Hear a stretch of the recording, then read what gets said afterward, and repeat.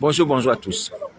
Sur ma page Facebook, je viens de poster une image de l'ancien président américain Abraham Lincoln. Pour rappeler un peu l'histoire des États-Unis, Abraham Lincoln fut le 16e président des États-Unis. Cet homme est connu pour avoir été celui qui a aboli l'esclavage aux États-Unis. Vous voyez? Et il a été également victorieux de la guerre de sécession, la guerre qui a opposé le Nord contre le Sud. Est-ce que vous entendez? Alors donc cet homme est très connu. Et sur l'image, vous voyez que les gens l'ont représenté assis sur un fauteuil, certainement un fauteuil présidentiel, majestueux, grandiose. Vous voyez? Et cette statue d'Abraham Lincoln que vous voyez est située à Washington, à la capitale, au mémorial d'Abraham Lincoln qui porte son nom. Alors, je vous fais ce parallèle avec Jésus pour vous dire que déjà, Jésus de Nazareth est Seigneur. Et il est même le Seigneur des Seigneurs. Il est le président des présidents. Donc, en termes de majesté, il est au-dessus de tout président, de toute autorité. Est-ce que vous entendez? Donc, Jésus de Nazareth, aussi assis dans le ciel, et peut être vu de cette manière dans votre esprit. Jésus de Nazareth est assis dans le ciel comme ça. Si tu veux avoir une image, comment le Seigneur Jésus est assis dans le ciel, il est assis à peu près comme Abraham Lincoln. Donc les deux mains posées sur ce fauteuil-là. Et je vous dis que cette image est plus ou moins véridique par rapport à ce que j'ai vu. Alléluia. Se rapporte à ce que j'ai vu de la part du Seigneur Jésus, assis sur son trône. Alléluia. C'est une représentation. Certes, il s'agit d'un être humain, Abraham Lincoln, qui est né, qui est mort. Mais Christ est né, il est ressuscité. Et il vit au siècle des siècles. Vous voyez? Mais simplement pour nous amener à comprendre que Jésus Nazareth aussi est assis sur un trône comme ça. Et c'est cette manière qu'il m'a permis de le voir, assis sur un trône majestueux, à peu près comme le président américain, Abraham Lincoln. Comme ça, Christ est assis comme ça, les deux mains posées comme ça. Et lorsque le Seigneur Jésus m'a permis de voir cette position-là, cette posture de Seigneur des Seigneurs, le Roi des Rois, dans sa main, il avait une fourmi noire qu'il tenait dans sa main. Une fourmi noire qui représentait le diable. Et cette fourmi s'agitait dans sa main. Et moi, j'étais derrière le Seigneur, vous voyez, derrière le fauteuil, comme quelqu'un qui est derrière le fauteuil d'Abraham Lincoln. Vous voyez? Donc, j'étais là derrière. Ouais, les sujets sont derrière. Le roi est devant. Alléluia. Donc j'étais là, derrière. En fait, il était en train de me montrer qu'il tient le diable dans sa main. Le prince de ce monde est dans la main du Seigneur, qui est assis sur son trône de gloire. Mes amis, je vous dis la vérité. N'ayez pas peur de Satan, le diable, jusqu'à ce qu'il le tienne dans sa main. Craignez plutôt la colère de Jésus. Craignez la colère de Jésus. Jésus-Christ est roi, il est le Fils de Dieu, le Père est en lui, il est le Père. Et c'est vrai. Vous imaginez comment le diable, qui est un des gens, ou qui fait peur, est représenté comme une fourmi dans la main de Jésus. Mais c'est pas possible. C'est même pas un lion, même pas, on va dire, une girafe ou un éléphant. Non, une fourmi, un insecte. Et ce n'est pas une injure. Vous savez que Jésus, c'est la vérité, il dit que c'est qui est vrai. Il ne représente que ce qui est vrai. Le diable est comme ça dans la main de Jésus, une fourmi. Et pendant qu'il me montrait la fourmi dans sa main, Satan, le diable, en train de s'agiter comme une fourmi noire. Vous voyez? Après, il a ouvert sa main, il a laissé partir la fourmi. En fait, il a libéré la fourmi qui était en train de s'agiter dans sa main, il a laissé vaquer à ses occupations de fourmis, de séduction, de malédiction, tout ce qu'il fait sur la terre. N'ayez pas peur de Satan. Craignez plutôt la colère de celui qui tient Satan dans sa main, Jésus Nazareth. Je vous dis la vérité. Moi aussi, dans mes tribulations, j'étais certainement en proie à la détresse, à la peur. Mais le Seigneur Jésus est venu me conforter au travers de ce songe-là, où il m'a montré comment il était assis sur un trône glorieux, à l'image du président américain. Mais ayant Satan le diable, dans sa main, comme une fourmi noire. Que cela puisse t'encourager, toi, à quitter le diable. N'ayez pas peur du diable. N'ayez pas peur de sa puissance, ni de ses démons. Il peut se transformer en dragon rouge, peu importe, vomir le feu, l'eau. c'est rien. Il est dans la main de Jésus comme une fourmi. Est-ce que vous entendez? Gardez cela à l'esprit. Gardez cela à l'esprit. N'ayez pas peur. N'ayez pas peur. Quittez Satan le diable. Allez vers Christ. Confessez vos péchés. Est-ce que vous entendez? Donc, ce son, ça doit pouvoir te donner, toi, la foi et le courage de pouvoir aller vers Christ, ne plus avoir peur de Satan. En plus, tu vois la démonstration du sang de Jésus de Nazareth, qui fait fuir Satan le diable, qui démontre qu'effectivement, Satan, devant Jésus de Nazareth, n'est qu'une fourmi, qui sera jeté dans le feu plus tard. Est-ce que vous entendez? Le nom de Jésus le démontre. Ayons foi en Jésus de Nazareth, ne craignons pas le diable. C'est nous qui donnons la force de nous asservir, de nous lier, de nous dominer. Alors qu'il ne représente rien devant la face de notre maître jusqu'à Nazareth, le roi des rois. Est-ce que vous entendez? Les gens de France d'ailleurs, allez vers Christ, allez vers Christ. Il tient le diable dans sa main.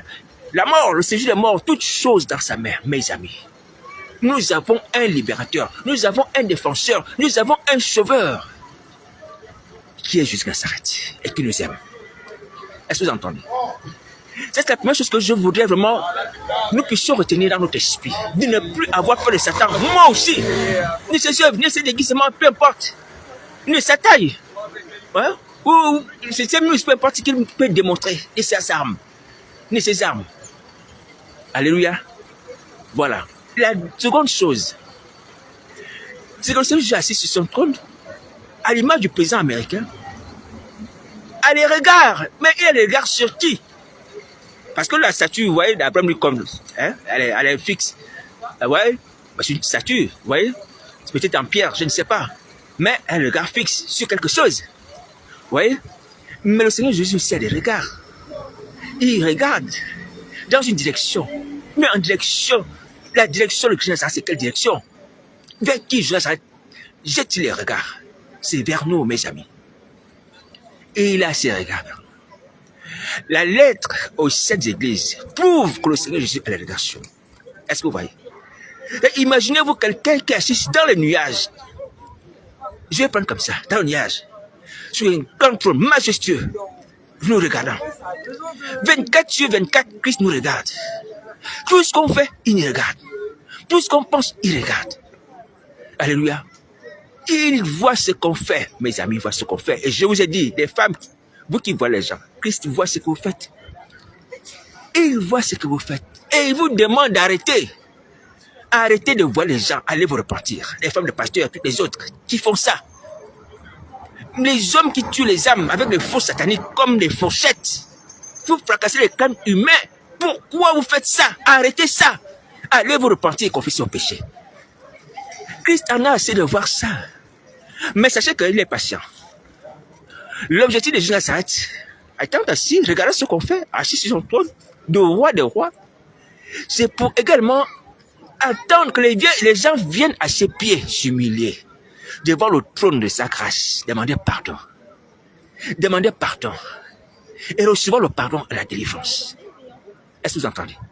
Donc, dans son regard, non seulement il voit ce qu'on fait, mais il attend également qu'on puisse se repentir. Qu'on puisse se repentir, il nous observe. Il est là, il observe. Toi qui vas encore sortir la nuit et ton corps aller visiter les chrétiens, c'est ce que Jésus Nazareth observe. Et il veut simplement que tu sois sauvé. S'il n'intervient pas pour te punir, lui qui a le pouvoir de faire toutes choses, et qui tient Satan le diable, celui que tu obéis là, Satan, il le tient comme une fourmi. Parce qu'il a pitié de toi.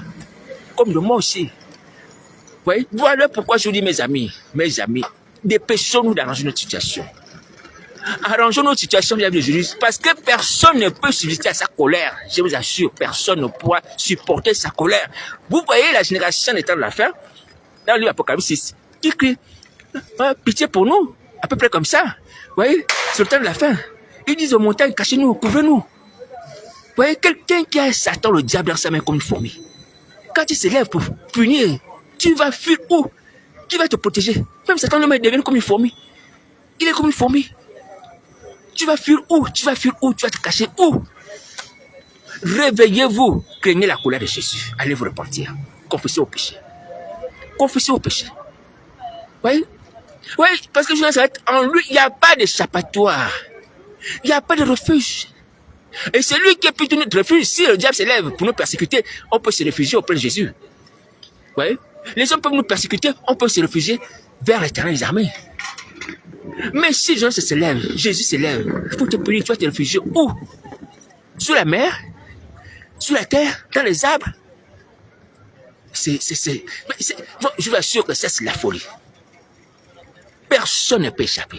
Personne. Alors donc, je nous invite simplement à pouvoir nous repentir, à pouvoir confesser nos péchés et arranger vite nos vies. Et tu sais que lorsque tu as un problème avec Jésus de Nazareth, tu peux demander, dire Seigneur, prends patience de la vie de moi, je vais arranger cette situation. Et il voit l'état de ton cœur. Tu vas l'arranger. Mais arrange ta situation. Même si tu dis Seigneur, prends patience. Comme cet homme qui était endetté, hein, qui devait de l'argent, et puis à un moment il va dire, bon, je te paierai. Tu vois? Donc tu peux payer, Seigneur, tu peux demander au Seigneur, prends patience, Seigneur. Cette situation, c'est vrai, je ne l'aime pas, moi aussi. Mais je vais m'en sortir. Prends pitié de moi. Prends patience. Il prendra patience. Alléluia. Mais seulement sors de cette situation. Sors de cette situation. Tu dois être patient. Pour laisser du temps. Pour repentir. Mais attention, il ne faut pas abuser de ce temps. Et il ne faut pas abuser de ce temps. Il faut te repentir. Il faut te repentir. Et dans ton esprit, l'envie de quitter le monde de la sorcellerie, dis Seigneur, j'ai envie de quitter, mais je n'ai pas trouvé les moyens. Prends patience, j'ai envie de moi, je n'ai pas trouvé quelqu'un pour m'aider. Prends patience, je vais sortir. Et cette envie dans ton esprit. Parce que c'est que tu as tout le moyen où l'individu qui a t'imposé les mains est payé pour toi. Mais ne reste pas là. Toujours obéissant à Satan, le diable, pour aller faire le mal. Hein? Pour aller oublier les gens, pour aller souiller les gens, hein? Pour aller envoûter les gens. Non. Aie dans ton esprit l'envie de quitter le monde de la sorcellerie. Et demande au Seigneur de t'aider. Et t'aider non seulement que lui m'intervienne. Ou de trouver quelqu'un qui dit Seigneur, aide-moi à trouver un pasteur ou un frère qui a le Saint-Esprit qui a prié pour moi. Prends patience, je vais m'en sortir. Il prendra patience. Alléluia. Mais il faut chercher le salut. Il faut chercher la délivrance. Il faut te dépêcher. Alléluia. Prends patience, Seigneur Jésus. Je vais m'en sortir. Prends patience. Prends patience. Ne vous imaginez pas qu'on peut toucher Christ. Hein? On ne peut pas le toucher. Il sonne nos cœurs. Il connaît notre sincérité. Et même les pensées les plus secrètes, il peut te les montrer toi-même. Tes pensées que tu as cachées, il peut te les montrer comme ça en songe. Comment tu es en train de penser. Donc personne ne peut tromper Christ. Alléluia. Donc soyons juste sincères. Je nous invite encore une fois de plus à prendre conscience que Christ est majestueux. Il est grand. Il est puissant. Je vous assure. Mais c'est une grâce que nous avons d'être à ses côtés. C'est une grâce que moi, je vous assure, étant un homme de rien, ni d'Adam, enfin, ni d'Abraham, ni d'Isaac, ni de Jacob, et n'ayant aucune goutte de sang juif dans mes veines. Mais à cause de son sang aujourd'hui, j'ai la grâce comme nous, pour tous les autres chrétiens, d'être enfants d'Abraham, à cause de Nazareth. Oui. Nous qui étions éloignés, comme Paul va le dire, on a été rapprochés à cause du sang de Jésus. Nous sommes devenus fils d'Abraham, fils de la promesse. Regardez la grâce que Dieu fait aux étrangers. Hein? Je parle un peu des étrangers, nous, les étrangers par rapport à Israël. Vous voyez, si Christ n'était pas venu, on ne serait pas sauvés. Le salut serait réservé simplement aux Juifs. Hein? Vous voyez, les 144 000, c'est tout. Après, le reste des peuples, pas de salut. Pas de salut. Vous voyez, mais à cause du sang de Jésus. Nous sommes tous également devenus habitants du ciel. Nous pouvons être aujourd'hui appelés comme fils d'Abraham et fils de Dieu. Alléluia. Ouais, c'est une grâce extraordinaire. Une grâce extraordinaire que nous avons. Et je bénis le Seigneur Jésus pour ça. Vous voyez. Donc voici pourquoi je vous ai dit, mes amis, ne méprisons pas la grâce de Dieu. Vous voyez, c'est celui qui était réservé aux Israéliens cachés. Et qu'aux 12 tribus d'Israël, aux enfants de Jacob, ouais, nous est partagé aujourd'hui à cause du sang de Jésus, qui a racheté les hommes toutes leurs 12 tribus pour Dieu, pour leur donner la vie éternelle. Ouais, quel merveilleux sacrifice. Quel merveilleux sacrifice. Alléluia. Aujourd'hui, on ne peut plus dire que nous sommes des gens abandonnés ou bien des expulsés de la grâce. Ouais, des rejetés. Des gens qui ne sont pas élus. Nous sommes tous élus maintenant en Jésus de Nazareth. Nous sommes tous élus. Alléluia. Voilà. Donc, maintenant, je vous invite à construire ce salut. C'est un grand salut que Dieu nous a donné. Il faut se repentir. Repentez-vous, acceptez Christ comme maître Seigneur de vos vies. Il y a mes frères juifs qui m'entendent. On reconnaît que c'est que Jésus de Nazareth est le Messie d'Israël. Il n'y a pas un autre Messie. Hein? J'en ai pas vu, mais peut-être qu'il y a certains qui pratiquent le judaïsme qui vont m'entendre. Croyez en Jésus. Croyez en Jésus. Il n'y aura pas un autre Jésus. Celui qui est venu sous Ponce Pilate, hein? Celui qui est mort, ressuscité au troisième jour, c'est lui le Christ. Il n'y a pas un autre. Et il arrive bientôt pour nous prendre avec lui à la rencontre avec dans les airs. Pour ceux qui auront cru en lui. Alléluia. Nous irons à sa rencontre dans les airs. Et il faut croire en Jésus. Il faut croire en Jésus. Bon, quittez vos fausses religions. Hein?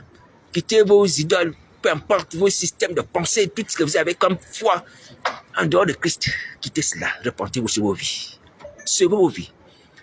Et je vous signale encore que la fin est proche.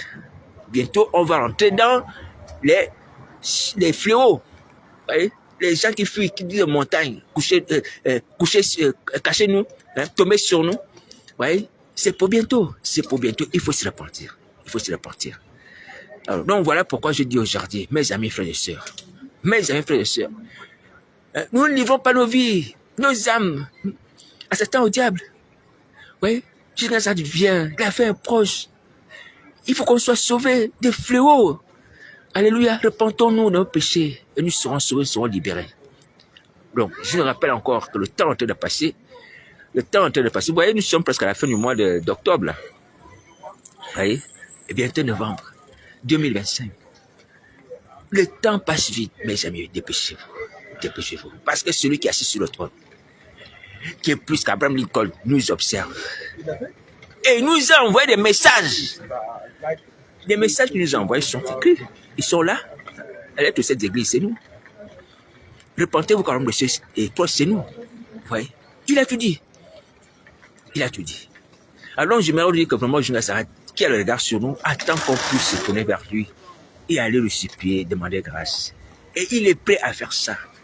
Il est prêt à nous délivrer, il peut nous pardonner, prêt à nous protéger. Alléluia. Les anciens chrétiens, il faut revenir à Jésus Nazareth. C'est pas la peine, hein, de s'enfoncer dans le péché, hein, de continuer le faux ministère. Christ n'est plus là, vous-même vous le savez. De continuer à servir le diable sous le prétexte que vous savez Christ. Non. Revenez à Jésus Nazareth. Revenez à Jésus. Revenez à Jésus. Voyez? Renoncez aux pactes des alliances sataniques. Renoncez au péché. Demandez la délivrance. Et vous aurez cela. Demandez le Saint-Esprit. Vous l'aurez à nouveau. Il est la résurrection de la vie, mes amis. Il est la résurrection de la vie. Donc voici la parole du Seigneur Jésus. Prenons garde. Le temps passe. Prenons garde. Le temps passe. Jésus Nazareth est majestueux. Il est puissant, mes amis. Il est puissant. Cette image reste à mon esprit. Qu'elle ne sorte plus de mon esprit. Cet homme assis sur son trône. Voyez, ayant Satan dans sa main. Alléluia. Comment craindre encore le diable? Comment craindre le diable? Nous ne devons pas craindre le diable. Alléluia. Approchons-nous de lui. Nous avons un maître sauveur qui domine. Alléluia.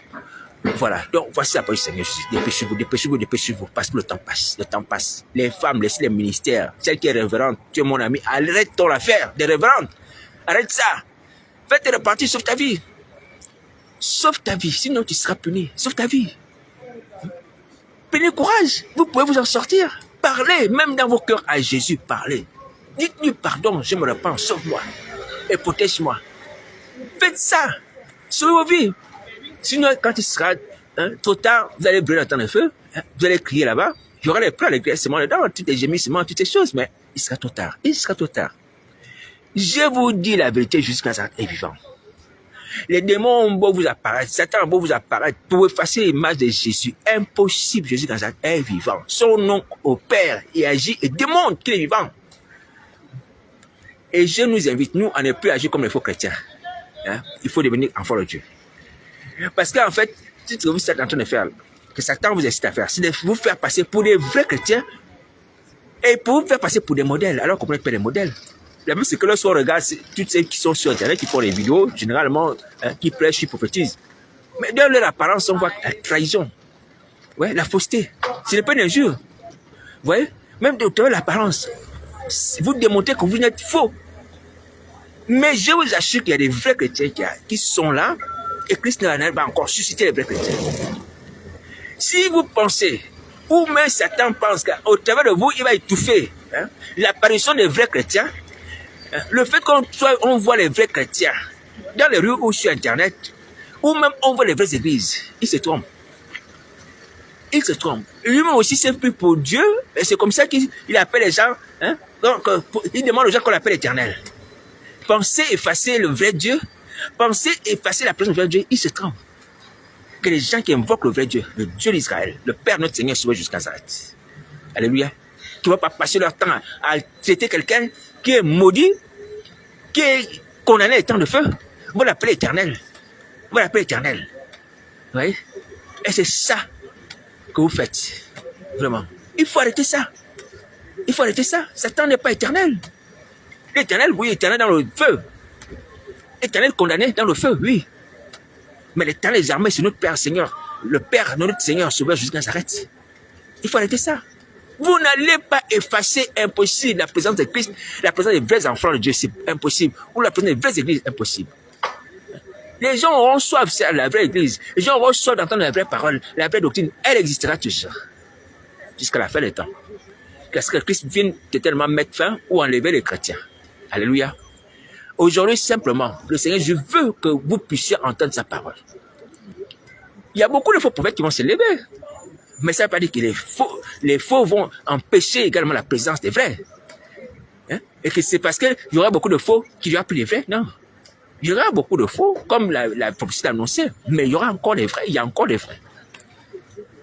Donc arrêtez de vous comporter comme si vous étiez des vrais, alors que vous n'êtes plus des vrais, pour pouvoir étouffer la présence des vrais, alors que c'est vous qui êtes les premiers en plus de copier. De copier ce que font les vrais. Ouais. Vous faites ces jeux-là pour qui? Pour qui vous faites cela? Mais pour votre perdition. Allez vous repentir. Vous voyez bien que les enfants de Dieu qui sont debout, mais vous voulez copier leur façon de faire. Ou bien ce qui est dans la Bible. Toujours les singer, les imiter. Mais repentez-vous, changez, vous pouvez être des vrais enfants de Dieu. Vous pouvez être des vrais enfants de Dieu, c'est ce que Jésus-Christ demande. Vous voyez? Allez vous repentir. Voici la parole de Christ. Sinon, vous serez punis. Bon courage.